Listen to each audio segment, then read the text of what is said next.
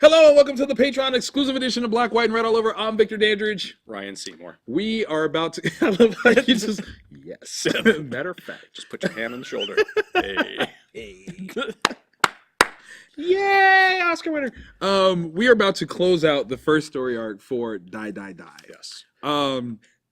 At this point, I almost want to collect all the first pages and just read those as a story. Yeah, because there is a story there. It really is, and it sets up things, and it's kind of crazy.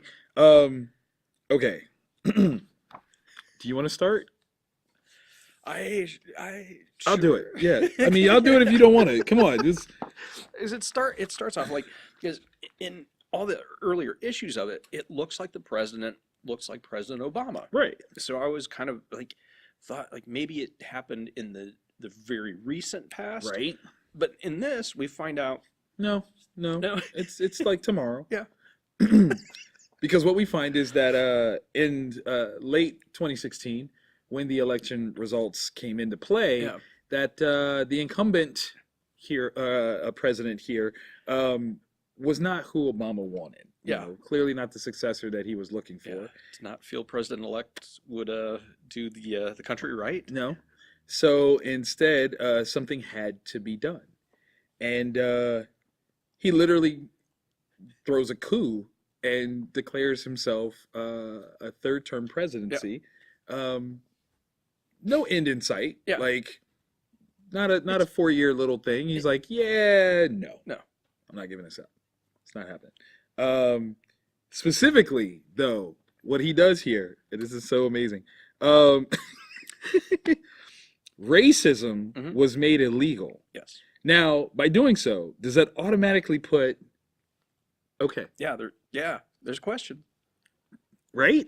So racism was made illegal, a felony with mandatory prison sentences. All non-violent drug offenders were immediately pardoned to free up space for overcrowded prisons. So racism dies. In jail, maybe, if it has to. Yeah. Ricky gets to come home, Yeah. which is great. Like, this is crazy. Yeah. This is absolutely crazy.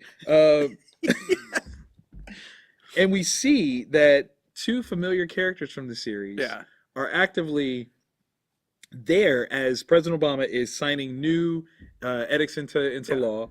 And it says President his enemy list was long already, and it gets longer. But he doesn't care because as a straight up G right here, after signing whatever bill this is, he is given the finger to anyone who don't like it. Possibly specifically that guy. Yeah. So, oh my God.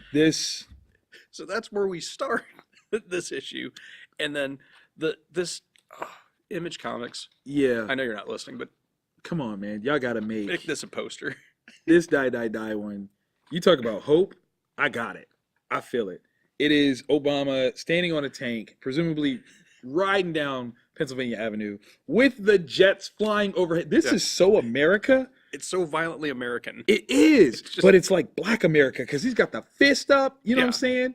That's literally why the fist is in the cup again, because of this. Yeah, that's a good reason. I was with you. Like, that's boom. You know what I'm saying? Wow. That's so great. That merely. I'm done. No, we can stop the show right there. Like, that's all you need. No. Eisner 2020. Okay. So then we actually do the recap of where everyone is in the story. Having been mauled by the cats, as well as this lovely woman. I lost his name. What's his friggin' name? Blanked. I don't even care. But he's still sitting there stewing after being beat up in the balls many times, but held at gunpoint. Super happy because that nuclear missile's in the air. It's coming. He's still gonna win. You can't do nothing about it. The super agent has landed on like an awning tarp, and the other agents are there, and he's like, I swear, if another one of you guys shoots me, it's happening. It's going down. Your throats. Like, I promise. It's probably gonna happen. The brothers fighting. Oh my God. And we have a face punch and a crotch kick same time. Who's hurt more right now? Oh, that's a toughie. I mean, because that's a hard nose punch. Yeah. And this one still has his original nose. Yeah. So, dang, that's tough. yeah. Because I've had my nose broke. Right. And that sucked. Right. I've also taken a puck to the bottom of my testicular ooh, area. And that sucked. Yeah, I can see that sucking a lot. Oh, dang, I don't know. So it's an equal amount of suckage? No, I would go with the crotch one, because that one I've never been paralyzed with pain before until that moment. Okay. And I was just like, that's when your body just shut off like doot, doot, and you're like, ah. So yeah. Okay. Got you. And then of course after the failed assassination attempt, which now this all comes into full circle to see why this was all done to try to assassinate the president, because he is illegally invoking a third term after a coup. And so now the question is, who's the good guy, who's the bad guy? Right. But this hilarious line is one of the greatest lines ever. Man, because it definitely gives the implication that's going to be a big cigar. Right? There's so many layers to it. Huge cigar right there. That is the immediate implication that, if you know, like as they tend to say, a gentleman will buy a car to make up for. Mm-hmm. President rides a little tight skate. Yeah. There it is. One little tight skate. That's all he's got. He's got one wheelie shoe with the wheel in it. Heelys, Then one of them Heelys shoes. He's just got one though. There you go. Because that cigar is going to be, or cigarette. I'm sorry, cigarette. Well, but I thought it's got to be a cigar though. No. This is going to be the longest. It's gonna be a joint. Yeah. Okay, let's keep that real. It's absolutely gonna be a joint. Oh my gosh. Okay, so this is such a fast moving piece here. Okay, so this is Paul's wife, girlfriend. Paul's girlfriend. Yeah. I'm sorry. She's getting away. Yeah. Having been tied up, she's got the sword, cutting herself loose. Running, barefoot, just tearing ass across the pavement. Like it's nothing, but still wielding the sword to try to get herself free. Like this chick, wow. Yeah. Amazing. No one to mess with. Absolutely. The dude that was supposed to be guarding her, who failed at guarding her, who's spitting out his whole bottom half here. Very, succinctly describes the interaction. How very rude. Right. And that's word for word, which makes it so much better. Because it kind of makes him a little badass too. Yeah. Like, dude, you are bleeding from the face. And the best that you're calling is, that was rude. That was rude. There's professional courtesy. That's what we do? Okay. Super Agent is now down from the what are those things called? Awning? Awning? Yeah, that's probably a good. This is the best I got. You're good when you yell at people and they just 100% agree with you. Yeah. Because these guys clearly didn't recognize who he was after having stopped the assassination attempt and fallen out the window because of their shooting at him. Jerks. He's like, look, I want all your names. I'll make you a deal, though. Mm-hmm. You're not fired, but you're all getting demoted. All of you. Because you shot me. Yeah. You're like, we deserve it, sir. We do. You know what? That's fair. More than, really. Yep. We appreciate your restraint for killing us, actually. Because you could have. Right? But he's ready to jump back and continue. Dude is unstoppable. Yeah. Unstoppable. So, he's all kinds of ready to jump right into it. And they're like, hey, or the girlfriend's like, did you kill the president? And he's like, no, we stopped him. Yeah. She's like, we? What do you mean we? Who's we? What are you talking about? She doesn't know. And then we turn the page. There's another brother. And out the window they go. Oh, I want to see this. Oh, to see it visually, it's so good. Yeah, because this would be an amazing anime or something. Oh, that'd be nuts. So, jumping out the window to land on a electrical cable, right? Like a wire. Yeah. Which he is Naruto running across. Okay, like we're talking straight up. But his brother is following him, but clearly not nearly as good at it. Yeah. And this is what he says. He's like, look, you're not as good at balance. Yeah. So this was like the perfect place for me to kill you now. Yeah, I've got you trapped. Yeah, and the guy's like, no, because you can either kill me or try to get away, not both. This is the equivalent of, well, what's the worst that can happen? Yeah. You don't ask those things. Yeah. You don't. Because the answer is, why not both? Yeah.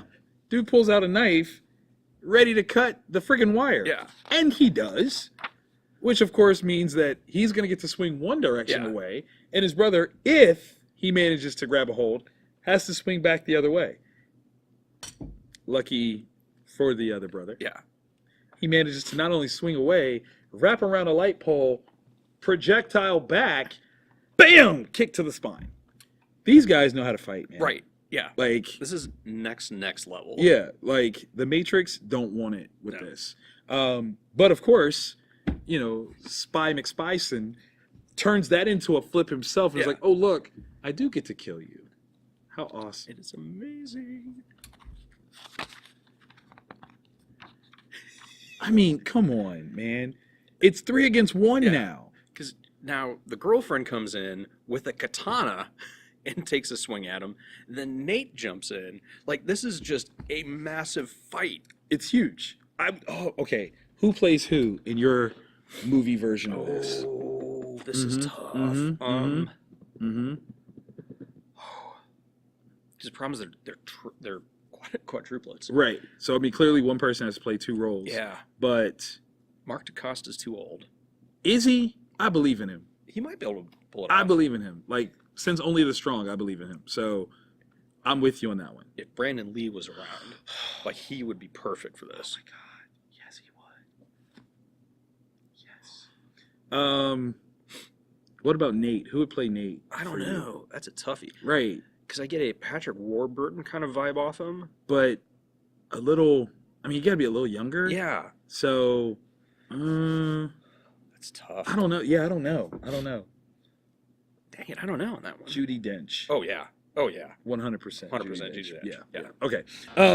So they're going at it super hard. Danny DeVito?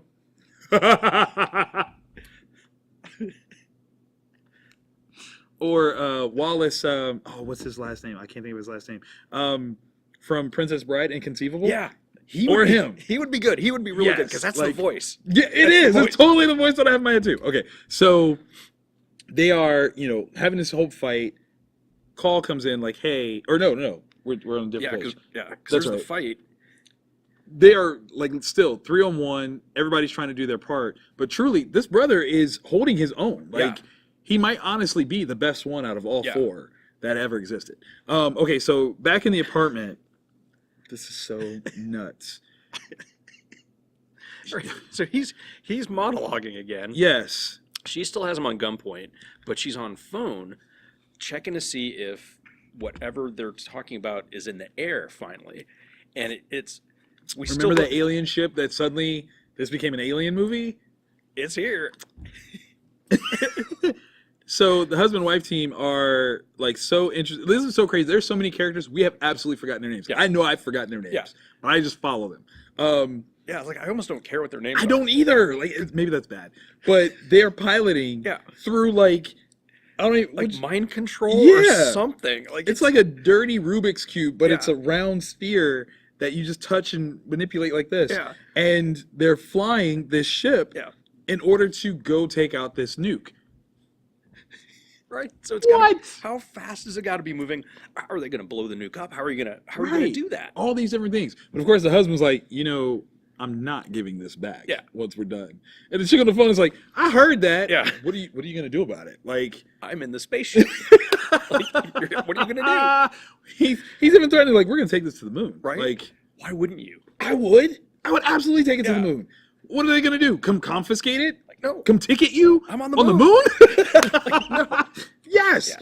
So this is so genius. In a glorious bit of heroics, they get to the nuke, zap it with whatever this thing is, totally disarms it, crashes in the ocean. Harmless.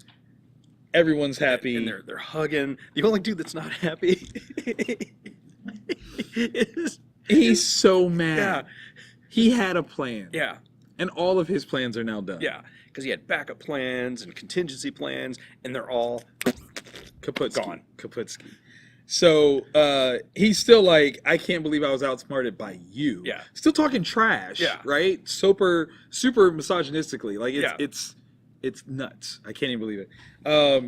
And there's a knock on the door, and he's like, the cops are here. I own all the cops. I'm not worried. I'm gonna handle everything. Just you watch. He's a powerful man. Like, people are afraid of him. He's got connections everywhere, except. Oh wait, Not yet. You gotta breathe first. You gotta breathe first. So, after having whooped the crap out of the other two people, the good brother has finally bested the bad one, and is in the process of choking him out to death.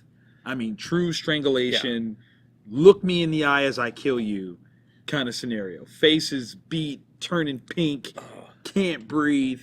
But he backs out. Like, at the last second, he realizes he can't do it. Can't kill his brother. Can't do it.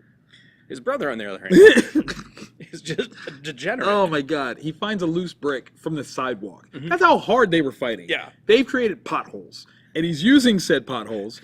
Us in Ohio, we take that stuff very seriously, actually. Potholes are the devil. Yeah. The devil. And he's getting ready to brain his long-haired brother with this brick when all of a sudden a katana comes flying in. A katana. The girlfriend chucks this katana, hoping to kill him. Yeah. Totally misses, hits him in the shoulder. And Nate, of course, was like, good shot. She was like, I was aiming for his heart. I didn't say great one. Yeah, like, I was trying to give you A for effort here, but you want to be all acknowledging stuff. Okay, fine, whatever. But it's enough that dude kind of passes out for a second. But car, like, speeds in, like, grinds to a this halt. is crazy, man. Yeah. Door pops open. Someone's like, hop in. Do it fast. So he gets in the car, still with the sword katana impaled sticking in out him. of him. And they start to drive off. Nate tries to, like, they're in a car, Nate. What are you going to do? Nate had a plan. It's a stupid plan, but Nate had a plan. Yeah. Nate decided that he was going to dent the car with his face. And he did a really, really good job. He did. I mean, look at that. That's dented for sure. That's going to take a while to buff out. Yeah. The girlfriend runs out, oh my God, Nate. And he's like, don't worry, it was only a car. It was only a car. Classic Nate. Classic like, Nate. I mean, come on, man. Yeah. Like, this is... Who can play Nate? I'm thinking... I don't know. John Cena.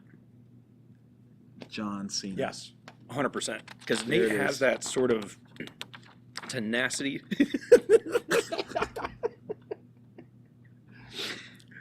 You ever see a grown man get beat up, surrounded by cats, and then wet himself? The freaking portrait of the cats. There's a lot of cats. It's a lot. So in walks this agent. It's not an agent. It's Jason Statham. It was Jason Statham. That's it. He is Jason Statham. I don't care what anybody says. Yeah. You can even say like, no, his name. No. No, it's Jason. Jason Statham. Because they don't say his name anywhere. No. Please, let it really be Jason Statham. It's got to be. In my head, that's exactly who this is. Pulls out a knife, and he's like, "You mind?" And of course, the lady's like, "That's why I called you. This is what you're supposed to do." And he commits to cutting off this monster's nose. Yeah. Just like they did to her favorite of the brothers. Yeah. So, I mean, it all works. It all comes around full circle. He's bleeding on the floor. And he's still talking trash. Which is why I like him, man. Like, he's such a turd. He's such a turd. But while he's bleeding on the floor, her cats are licking up the blood. Yeah. They're getting a taste for him. Yeah. It's not going to go well. No, this is just not going to go well. You're going to have to put those cats down. Yeah. Once they taste human. And all this could have been avoided if he hadn't have killed Paul. Facts. Yeah. Facts. Yeah, and that's the other thing. Yeah. If you haven't been following this book and you've missed any of our other talking about it, there were originally 4 brothers. One of them was killed. They're named after the Beatles. Yes. So they killed Ringo. Yes. Early. Yeah. Early. And so now it's I'm trying to remember which one was the long hair one. Was it John? I think John. Okay. Yeah. So, yeah. That's right, because Paul was the good one. Yeah. He got his George killed Paul. Yeah. And then they brought in John to fight George. Yeah. Right. Okay. Gotta remember all those. Thank you for that. Oh my gosh. That's one of the funniest parts to me. Oh my God. It was like never caught it. Yeah. Never ever caught it. It wasn't until Ringo. I'm like, wait, that's a weird name. They're named after the Beatles. Damn it. Oh my God. So, okay, Nate comes home and there is Bonnie. Yeah. Bonnie, sweet, innocent, foreign mercenary Bonnie, who has taught Nate's daughter how to sharpen a knife so that it cuts through bone. Which is an important skill to have. Is it for a butcher? Like in this world? For a child? Because this baby is like running around with the knife like, yay! Guess what I can do? Like, first of all, what bone is there nearby for her to practice? Never mind. That's redacted information. I don't need to know. Number 9. We'll start off. Oh my god. So this is so over the top and crazy. And flat out, I mean, like, you know, this is kind of, she's defected in some sort of way, retired even, and he's like, look, I really could have used you, actually. Like, you've been here this whole time. She's like, I retired. Yeah. Don't tempt me. Yeah. I kill good. Killing is good. Me like it. I believe her. Yeah. So then we go to the funeral. Yeah, Paul's funeral. And Connie, that's her name. Yeah. Oh, Connie is such a monster.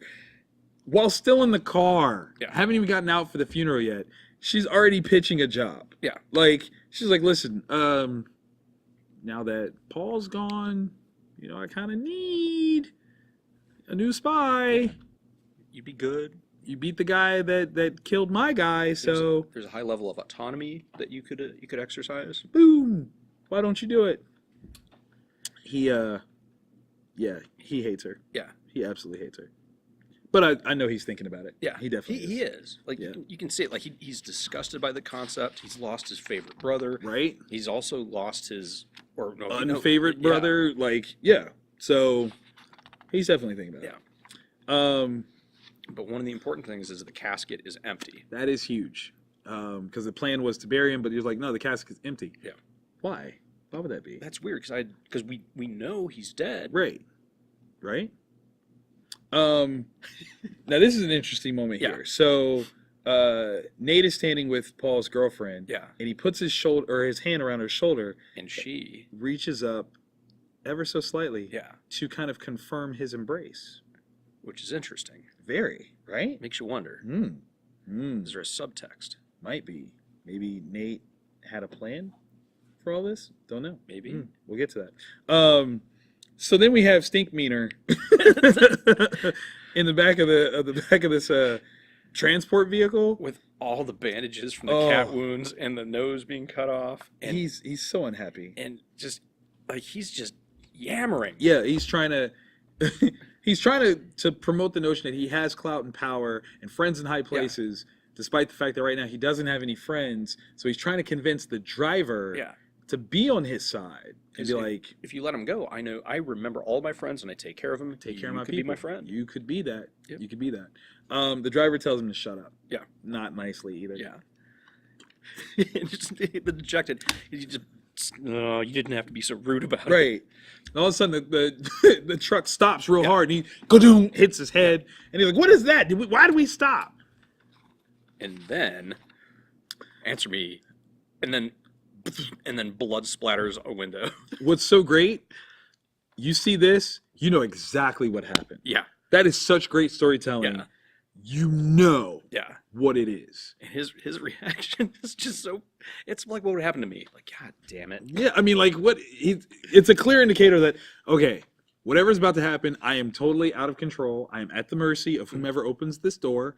You're either dead or you're free. Right, because there was an armed guard. He didn't stand a chance, and I'm sitting here shackled up. Yeah. With my nose off. Yeah. So, suck. Opens the door. Good old sweet innocent Bonnie, who is the recently retired agent who was teaching Nate's daughter how to sharpen a knife sharp enough to cut bone. She's apparently killed the driver and is ready to sneak this man out. Yep. She introduces herself very sweetly. She says, "I am Bonnie. Come, I get you out of country." Yeah. Simple. I mean, it's like the sweetest "come with me if you want to live," if there ever was. Yeah. It's fantastic. Okay, so in the sweet, quiet seclusion of his home, John is just a cabin out in the woods. Yeah, trying to reacclimate. Yeah, he's reading. He's like the simple life. Yeah. He chucks it. He's like, I can't, not interested. He's gonna take that deal. Yeah, he's definitely gonna take it. In somewhere, who knows where, we see that George has been patched up. Yeah. totally like alive here, right? Yeah. They managed to save him completely. He even said that the removal of the sword was done with such good finesse, probably won't even leave a scar. To which he feels Jennifer, his brother's girlfriend, must actually like him. Yeah. And declares that he is going to win her heart. She will be mine. That is so crazy. That is so crazy. That is like, that's Charles Manson eating Fruit Loops on your front porch crazy. But yes, it is. Yeah. Because like it's like this moment where he realizes like she did that on purpose. She could have actually killed me. Yeah. Chose not to. And here's why. Jennifer, you will be mine. Creepy. Love it. But the book's not done. Oh my God. So in a hidden forest monastery, I mean, this could be like the Alps. I don't even know. Yeah, because that's a very European-looking building. Right. There's a young monk, bald-headed, getting water from a nearby spring. Yeah. So this is fresh, natural water. Yeah, and it's filling up one of those big old water bottle things you like in the office or whatever. Yeah. Like the water cooler. Totally. And he's making the trek back to the monastery through the village. So wonderful and great. Heavy as crap too. And it looks so quiet and awesome. And he finds some praying monks and is replacing the water cooler piece when one of the monks, who is clearly not full monk yet because he's still wearing glasses and whatnot, is like, "Nameless one, did you hear? A UFO stopped a nuclear missile from hitting the United States Capitol. Crazy, huh?" United States Capitol. And all of a sudden, the Nameless one turns. And he is missing the nose and says, "I remember now. I know who I am." Dun, dun, dun. "Paul's not dead? What? Which is so amazing because it ties into that Beatles song talking about Paul's not dead. This is the greatest. I don't even understand. How do you qualify? What genre is this book now? I don't know. Awesome. Yeah, I was like, that's the only way that you can describe it. Die, Die, Die is insane. Okay, now on the free show, I said this, and I'm going to reiterate it here. We are instituting a new drinking game, people. Mm-hmm. What I need you to do is I need you to get about a dozen of your friends. Because there are a lot of characters. There are a lot of characters, and you won't remember everybody's name, so you have to really be specific about designating who's playing who. You're going to get a couple beers. Everybody gets a 6-pack each. Yes. We're not crazy, but 6-pack each, okay? You are going to...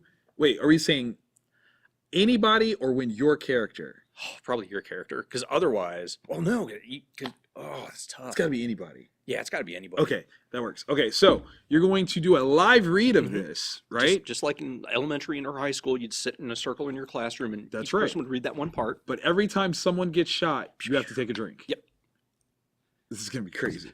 This is going to be nuts. I want to try. I kind of do too. I mean, sorry, but the truth is truth. Yeah. But yeah, it's... This is... Yeah, hit up your local comic store and ask them where their awesome section is. Yeah. Because that's where you'll find Die, it should be this. All of this right here. Oh my God. Yeah. Looks like you brought a one gun. You brought one gun to a two-gun fight. Yeah. Which is the cover. Why didn't I write this book? Because I'm not that awesome. That's why. Pick this up. Yeah. As always, thank you guys for being our Patreon members. We love you, and we love that you enjoy stuff like this because we hope that you do, because this is what you got. It's amazing sauce. It's so good. It smells like a winner. Chicken dinner. Yeah.